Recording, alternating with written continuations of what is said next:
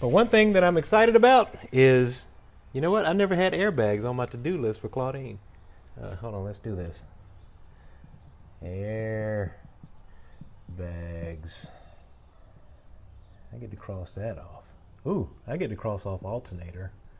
What else? Still got to fix my CB speaker. Put sound deadening in. I fixed my stereo cable. Look at that.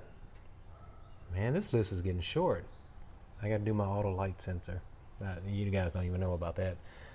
Oh, guess what's coming up? E-level. Yeah, I'm gonna spoil myself because I don't like to know how low or how high I'm riding. Actually, I ain't even been doing no riding, but I'm gonna want to know how low and how high I'm riding.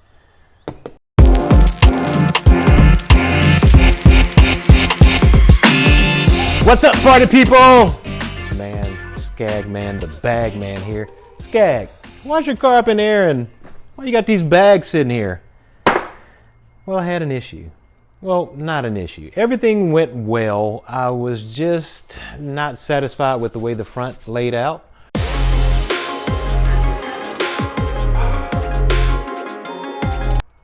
Scratch that.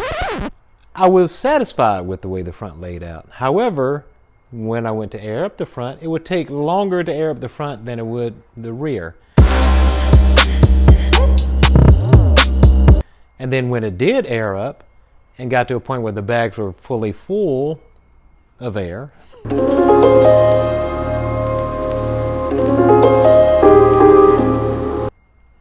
it wasn't as high as I wanted it to be.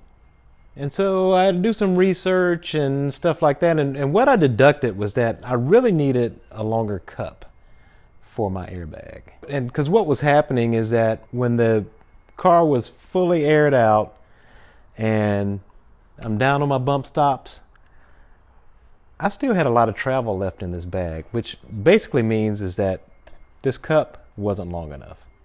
So what I'm going to do today is cut this off, add a longer cup. I'm going to add about 2.25, 2.5, 2 3/4 inches. And that should put my ride height right where I want it to be. So we're going to do that today on Skag's Garage. And then I'll be done. Maybe. You have to see.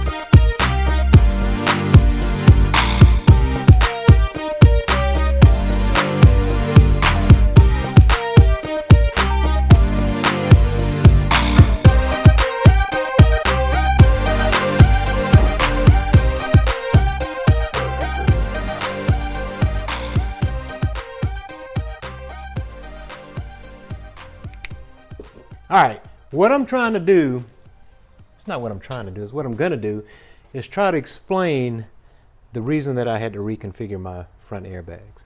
Now, bear with me, I'm no Jason from Engineering Explained, and if you know that channel, you're a geek like me. All right, so here we go. This is the tire. Now, this is not to scale, all right? So this is your upper control arm, this is your lower control arm, and this is your airbag mounting cup that mounts up into your spring pocket. And this is your airbag, or my airbag. This is what my airbag was doing. All right, so imagine this right now, fully aired out. And the issue that I was having was that when I go to air up the front of the car, it would take a lot longer to air up the front or to raise the front up than it would to raise the rear.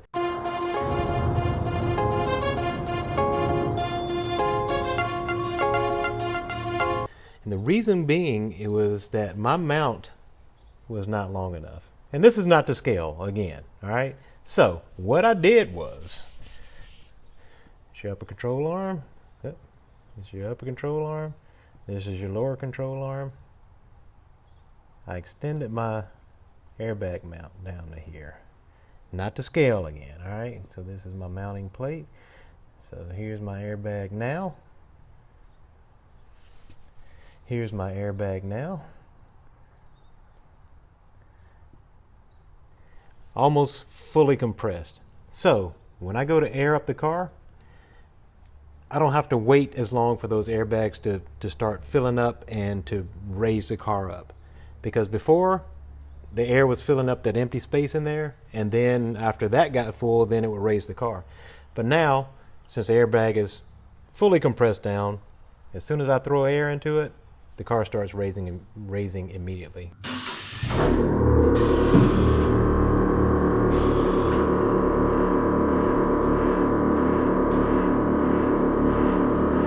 That's it. That's what I wanted.